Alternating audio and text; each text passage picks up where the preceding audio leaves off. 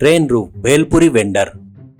जबलपुर नामक गांव में एक जमींदार परिवार से एक व्यक्ति, उसका नाम शरद था। उसको पैसा है बोलकर बहुत ही घमंड और बहुत ही गर्विष्ठ था। उसके सामने कोई भी खड़ा होकर बात नहीं करना, उल्टा जवाब नहीं देना। ऐसा किया तो आगे वाला कोई भी हो, कितना भी बड़ा क्यों न हो, उसको मिट्टी मिलाने तक नहीं छोड़ता था। एक दिन ऐसे ही वो खाली पीली घूमते हुए उसी गांव के एक ढाबे में खाना खाने के लिए जाता है। उस ढाबे में वो जाकर पनीर बिरयानी ऑर्डर करता है। वो बनाकर लाकर वो ढाबे वाला सबको देता है, पर वो शरद को पसंद नहीं आता और वो इसे कोई पनीर बोलता है क्या, तेरे थोबड़े जैसा है, कहकर प्लेट को ढाबे के मालिक के ऊपर फेंकता है। इससे वो ढाबे का मालिक, खाना है तो खा, ढंग से खा, नहीं तो यहाँ से निकल, पर तेरे मन में आए वैसा करने के लिए तेरा जमींदार का इलाका समझ रहा है क्या, ऐसा कहता है। ये सुनकर उस ढाबे में आए सभी लोग शरद को देखकर हंसी उड़ाए जैसे हंसते हैं। वो अपमान मानकर शरद घर जाकर अपने पिताजी को हुई सो बात बताकर सुबह तक उसी ढाबे के बाजू में एक और ढाबा खुलता है और वहाँ जाने वाले सभी लोगों को 100 रुपए वाली बिरयानी 30 रुपए में, 50 रुपए प्लेट वाला पराठा 10 रुपए में बेचना शुरू करता है। इससे उसके बाजू वाले का व्यापार चलना बंद हो जाता है, उसका दिवाला निकल जाता है। इससे वो अपना ढाबा बंद करके दूसरे गाँव चला जाता है। ऐसे गांव में उसके सामने आने वाले को, उल्टा ललकारने वालों को अहंकार से, घमंड से, पैसों से धमकाकर डराकर गांव वाले सभी को डराता था। ऐसे ही चलते वक्त शरद और उसके दोस्त मिलकर गोवा ट्रिप में जाने का प्लान बनाते हैं। ऐसे सभी मिलकर गोवा जाने के लिए रेलवे स्टेशन में पहुंचते हैं। इतने में उनकी ट्रेन वहां पर आ जाती है।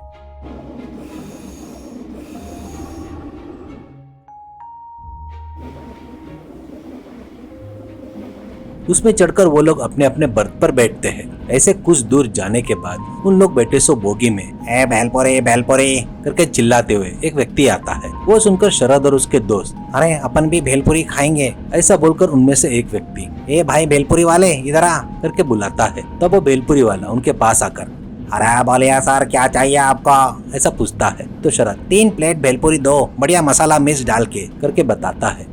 वो बढ़िया सब मिलाकर 3 प्लेट तीनों को देता है। वो लोग खाते हुए, अरे वाह बढ़िया सुपर है रे भाई, बढ़िया बनाया, करके एक तारीफ करता है। तब शरद, अरे भाई कितना हुआ, करके पूछता है। तब वो 3 प्लेट 90 रुपए के हो गए सर, ऐसा कहता है। इससे शरद बड़े आश्चर्य से और गुस्से से, क्या 3 प्लेट भेलपुरी 90 रुपए के, क्या क्यों मैं पागल जैसा दिख रहा हूँ क्या, या मैंने कभी जिंदगी में भेलपुर नहीं खाया, ऐसा चेहरा लग रहा है क्या, हम लोग भी बहुत बार खाए, हमारे गाँव में 5 रुपए में देते हैं, करके बोलता है। तो भेलपुरी वाला चिढ़ाई जैसे हंसते हुए, सर ये पहली बार है क्या, शायद आप लोग ट्रेन में पहली बार चढ़ रहे हो, ऊपर से बाहर से आए हो लगता है, इसलिए आपको बाहर की दुनिया के बारे में पता नहीं, थोड़ा पता करके बात कीजिए सर, करके बोलता है। ये सुनकर बाजू में बैठे दोस्त लोग थोड़ा चिढ़ाई जैसे हंसते हैं। वो देखकर शरद को और भी पागलों जैसा गुस्सा आता है। वो लिए से भेलपुरी उसके मुंह पर मारकर, ये ले तू और तेरा भेलपुरी, कहकर चिढ़ता है। वो नीचे गिरे हुए प्लेट को लेकर जाते जाते, खरीदने की लायकी नहीं तो बताना ना, पर ये वो करके बड़े मर्दों जैसे बात नहीं करना, करके मुंह में बात करके गालियां देते हुए चला गया। ये सुनकर शरद का गुस्सा डबल हो गया।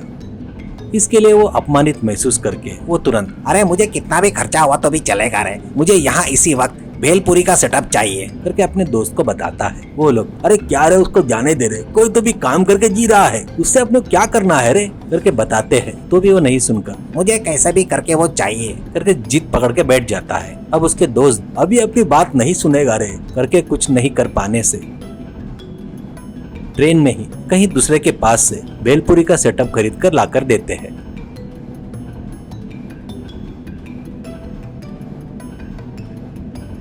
तब शरद भी वो लेकर उसके पीछे जाते वक्त, अरे भेलपुरी भेलपुरी, करके वो बेच रहा था। शरद भी जाकर, हाँ भेलपुरी ले लो भाई भेलपुरी, पैसों की जरूरत नहीं है, फ्री में भेलपुरी, करके बेचना शुरू करता है।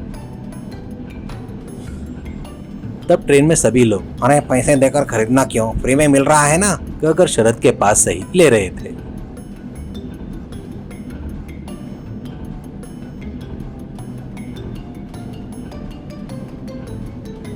वो देखकर भेलपुरी वाला असल में तेरा तकलीफ क्या है रे? मेरे पीछे क्यों पड़ा है? मेरे पेट पर क्यों लात मार रहा है? करके बड़े मासूमियत से पूछता है। तब शरद तेरी इतनी हिम्मत, मुझे ही बोलता क्या लाइक ही नहीं है करके? तू कैसे बेचता है मैं भी देखता हूँ करके कहता है। भेलपुरी वाले को गुस्सा आकर, देख ऐसे कोई भी आकर ट्रेन में बेच नहीं सकता। अगले स्टेशन में पुलिस वाले को बताता, वो लोग तेरे को ही देख लेंगे करके बताकर चला गया।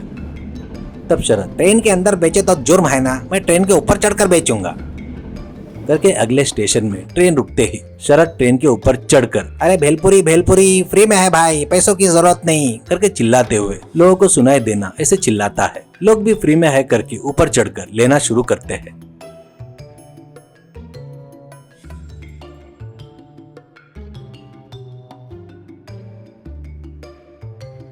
इतने में ट्रेन चलने लगती है। सभी लोग उतरकर अंदर चले जाते हैं। शरद लेकिन वैसे ही वहां पर ही बैठ गया। थोड़ी देर बाद ट्रेन की रफ्तार तेज हो जाती है। उससे वो वहां पर नहीं रह सकने के कारण कैसे तो भी दोनों बोगियों के बीच में लटकते हुए अगले स्टेशन आते ही उतरकर अंदर आता है।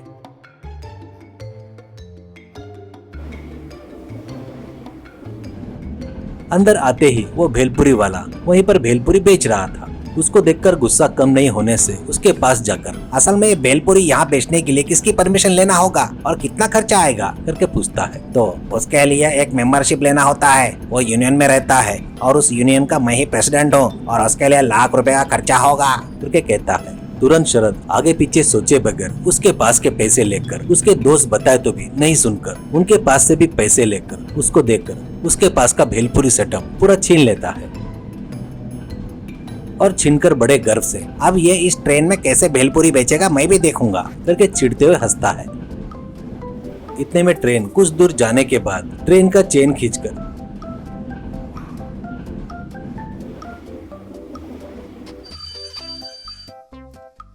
भेलपुरी वाला नीचे कूदकर खेतों में से भाग गया।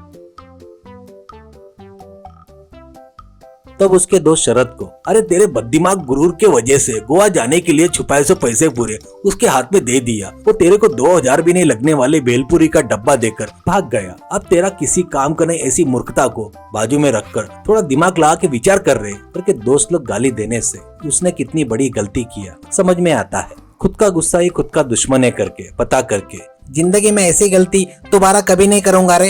दोस्तों से माफी मांगता है। वो लोग भी शरद को माफ करके दिल से गले लगाते हैं। लेट